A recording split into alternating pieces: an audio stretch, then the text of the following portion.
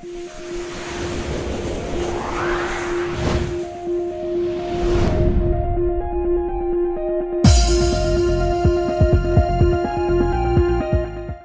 sebuah kongres, dalam satu bentuk kita memandang kongres itu sebagai satu perjanjian pada saat itu, real time perjanjian. Apakah apabila dalam perjanjian itu tidak ada catatan, tidak ada keberatan catatan oleh para pembuat, katakanlah para calon-calon pihak ketum, dan tidak ada catatan-catatan lagi, apakah itu juga merupakan suatu komitmen sebuah perjanjian yang sudah sempurna?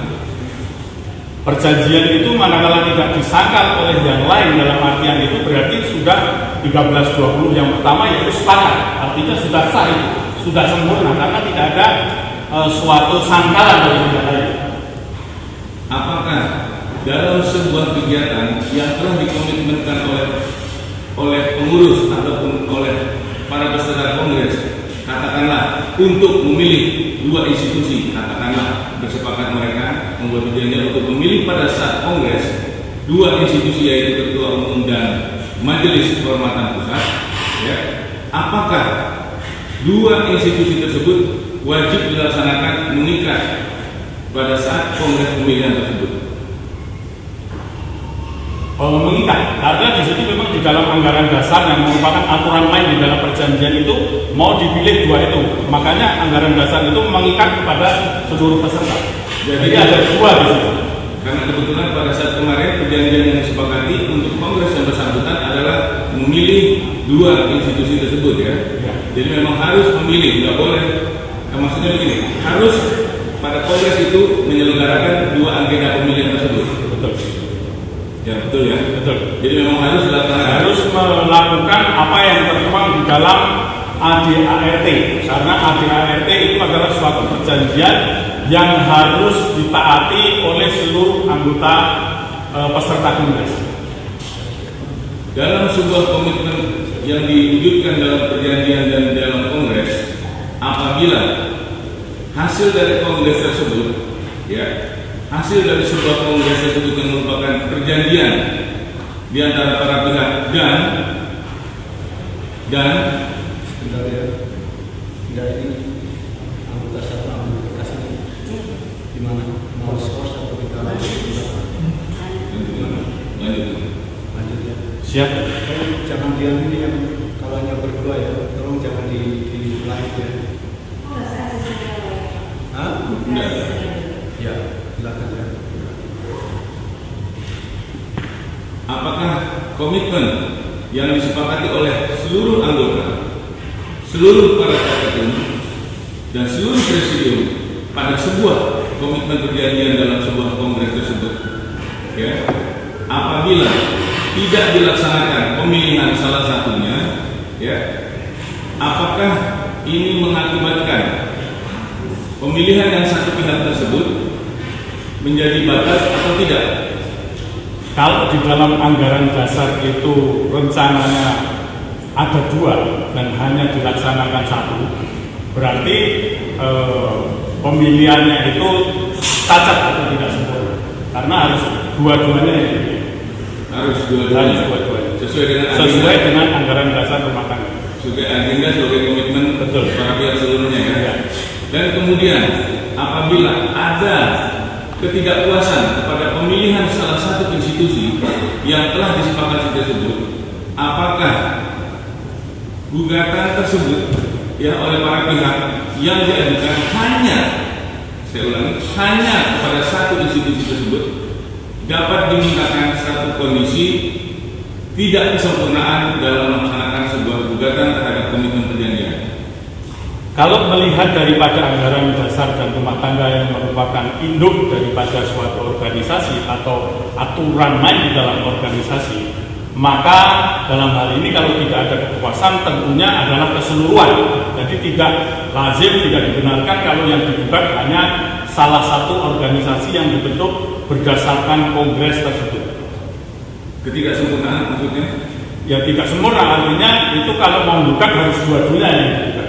Oke. Apabila para pihak, anggota seluruh dan peserta ataupun para ketum tersebut dan atau pengurus yang sedang berlangsung existing pada saat sebelumnya telah mengkomitmenkan diri membentuk tim pengawas, tim katakanlah alat-alat perlengkapan kongres, ya, dengan tugas melaksanakan kongres, ya, sehingga dalam pelaksanaan kongres katakanlah sehingga sekarang ini berakibat seperti ini, apakah mereka bertanggung jawab terhadap pelaksanaan kongres tersebut, maksudnya ketum yang lama dan para tim-tim yang dibentuk oleh ketum tersebut.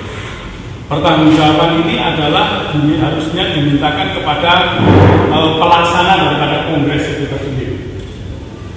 Pelaksana ya, yang menyelenggarakan kongres itu siapa? Apakah dimungkinkan kalau demikian gugatan itu diajukan terhadap pelanggaran perjanjian tersebut yang dikomitmenkan oleh para pihak itu dilayangkan kepada ketua umum terpilih, katakanlah seperti itu? Kalau dilayangkannya kepada orang yang terpilih, itu menurut pendapat saya adalah kurang pas, karena harusnya dilayangkannya adalah kepada ketua pelaksana atau pelaksana yang melaksanakan pemilihan tersebut. Kalau dalam sebuah komitmen perjanjian yang diwujudkan dalam pelaksanaan sebuah kongres, di mana dalam pelaksanaan komitmen tersebut tidak menimbulkan kerugian dari masing-masing anggota atau para peserta kongres yang tercermin dari hasil kongres, tidak ada sebuah catatan dalam perjanjian tersebut, apakah yang bersangkutan masih bisa mengajukan gugatan atau tidak? Kalau memang sudah ada sudah selesai dan tidak ada catatan, ya kalau mau mengajukan gugatan itu adalah gugatan semu, gugatan yang tidak beralasan. Apalagi gugatan perbuatan melawan hukum itu harus real, apa yang dirugikan di situ harus real. Dalam sebuah perjanjian dengan komitmen-komitmen yang ada di dalamnya, apabila yang bersangkutan, apabila ketua yang lama ataupun beserta tim yang dibentuk untuk pelaksana kongres, ya, telah melaksanakan, katakanlah kongres telah berhasil memilih dua agenda yang disepakati sebagai bentuk perjanjian mereka, yaitu pemilihan ketua umum dan pemilihan MKP, apakah masih dimungkinkan, mereka mengajukan gugatan kepada dua hasil institusi yang telah disepakati tersebut sebagai hasil kongres? Dimungkinkan atau tidak? Dimungkinkan sih, dimungkinkan Mas, karena tidak ada larangan untuk menggugat, itu tidak ada. Cuman itu namanya gugatan semu, karena tidak ada alasan, tidak ada legal standingnya, apa yang digugat juga tidak jelas. Oke, jadi tidak ada kejelasan legal standing juga tidak jelas.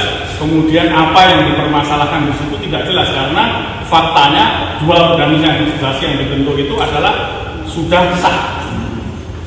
Apakah para pemimpin dari presidium-presidium tersebut apabila telah bersepakat di luar sebelum kongres, ya, di dalam sebuah presidium telah memberikan komitmen perjanjian, mereka membentuk pemimpin kongres yang akan menyelenggarakan kongres dengan mandat dari seluruh anggota pengurus wilayah sebagai satu komitmen memberikan mandat kepada 5 orang dengan masing-masing dengan kapasitas 33 pengurus wilayah, apakah ketiadaan dari pemimpin kongres yang 5 orang tersebut pada saat sebuah keputusan diambil tidak menyertakan tanda tangannya, apakah tetap dianggap sebagai sah karena ketiadaan salah seorang tersebut?